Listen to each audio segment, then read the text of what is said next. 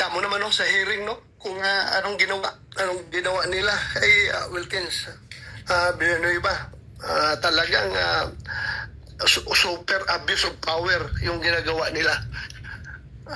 Dahil lang hindi nila gusto yung katotohanan na nanggagaling kay General Wilkins Villanueva. Sabihin na kanila na lying. So ano magagawa ni Wilkins na that's the truth as far as he is concerned. Tapos sa kanila, sa Quadcom, that's a lie as far as Quadcom is concerned kasi sarado ng utak nila talaga na talagang gusto nila makuha yung naratibo na gusto nila. So, hindi po maganda ang nangyayari sa ating bansa ngayon. Hindi na talaga maganda. Sobra ng abuso. Sir, sa inyo pong pagkikipaglaban sa CPP and PNDF, na salubong niyo ba yung pangalan na Congressman Paduano sa mga nagdaang panahon? Hindi ko na salubong yan dahil kung matapang yan, matapang yan na NP, dapat doon sa Mindanao yan nakikipaglaban. Hindi ko na rinig yung pangalan niya doon sa Mindanao. Lumabas na yung pangalan niya ngayon nung congressman na. Hindi ko kilala yung tao niya noon.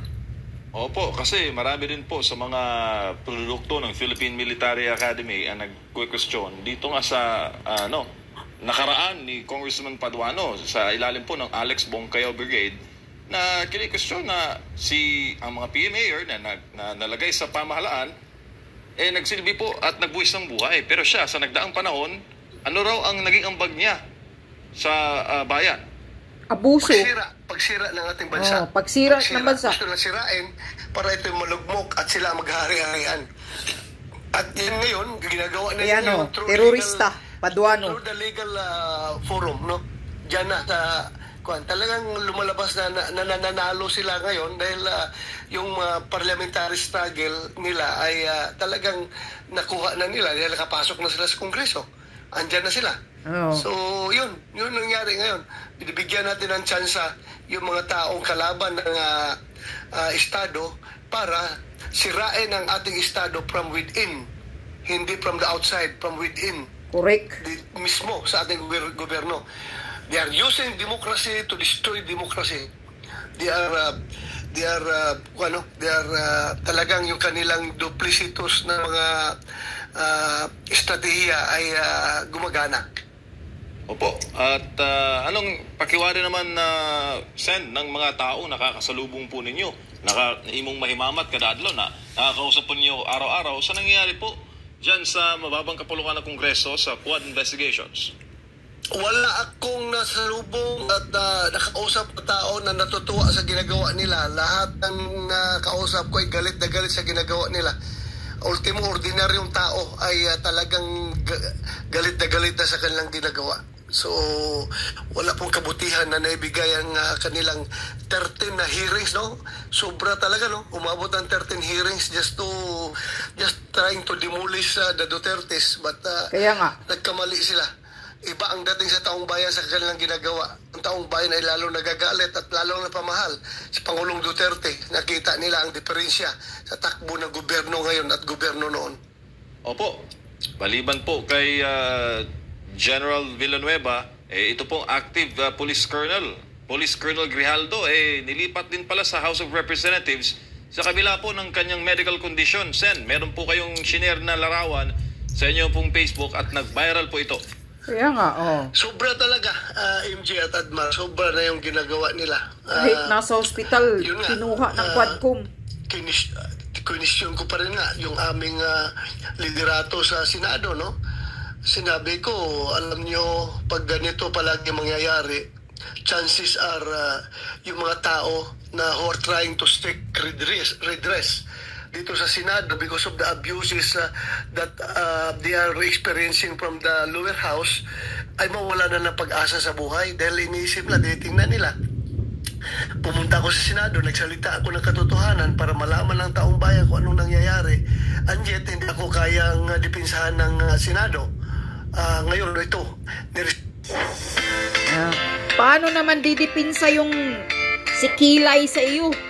Himod puwit din yan. Kayang dipinsahan ng Senado. Ngayon, ito. Nirisbakan ako ng House of Representatives, kinulong ako ngayon dahil galit sila sa aking pagsawalat sa katotohanan. So ngayon, imbes na iniisip ng mga tao, no, because talagang kahit na yung aming mga predecessor sa Senado at saka kami ngayon at ang taong bayan, they are hoping and they are claiming that the Senate is the last bastion of democracy.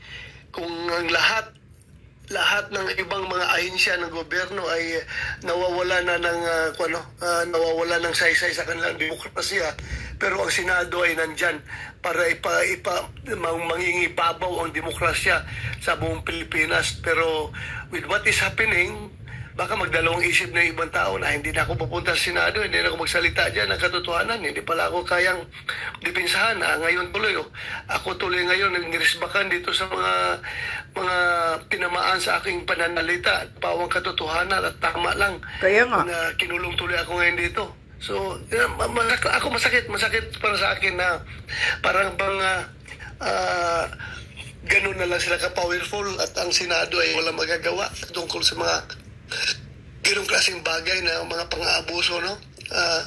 Ang tao ay nakikiusap na with his current medical condition na bagong opera, inoperahan yung shoulder niya, kung pwede hanap na lang sila, kung hindi pwede sa PNP General Hospital sa Kamkrami, kahit anong hospital na lang sa government-owned hospital na pwedeng siyang dalhin doon, pumili lang HOR, House of Representatives, kung saan hospital gusto niyang ilagay para naman yung kanyang operation wounds, no, na dumudugo pa, open wound pa, ay mabigyan ng medical attention. Ang ginawa, talagang pinaparana sa kanya yung gaano ka-ruthless ang House of Representatives. Kinulong siya doon sa kulungan yung kinulungan kay Atty. Zulaika Lopez. Ganun, gusto lang talaga nilang mag-power tripping ba na ikaw gumawa ka ng nakakasama sa amin, kaya magdusa ka, kulong ka namin dito, hindi mo lang dinala sa ospital. So sobra kaya nasabi ko, kung ako ang Chief PNP, I will never allow any of my men to experience this kind of maltreatment, this kind of injustice na ginagawa nila ngayon sa isang police colonel. Paano na lang ang ordinaryong tao? Kung itong police colonel ay ginagano nila, binababoy nila, paano lang yung ordinaryong tao? Antuting ka, Edmar, MJ. Yung power of contempt ng Senado at ng lower house, ng Kongreso in general, yan, ang rational behind dyan is to make sure na siya ay makaka-attend sa hearing. Yan ang power of contempt yan. Just in case sabi mo, umiiwas sa hearing kasi nandun sa hospital, inoperahan ng shoulder.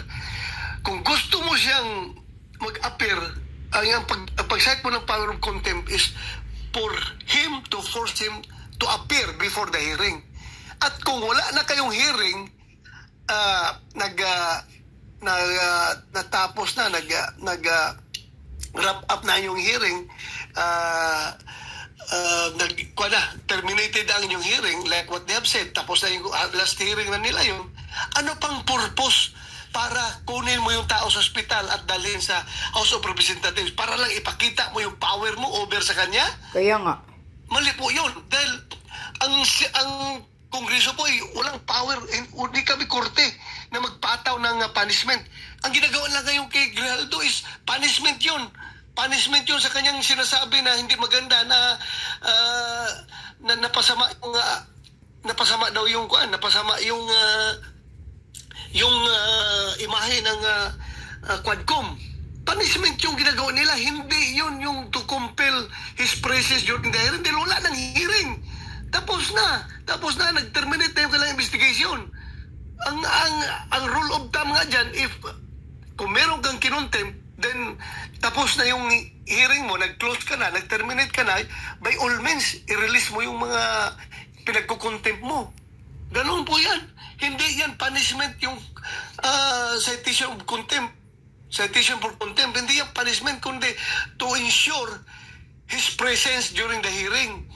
Ngayon, wala nang hearing, bakit mo pa ikukulong yung tao? Kaya nga. Dahil lang, grabe, galit kayo. Dahil nagsabi ng totoo si Colonel Rinaldo at kayo ay napapasama sa publiko. Wow, how ruthless this Quadcom is, no? Sobrang abuse of power talagang ginagawa itong mga tao na ito.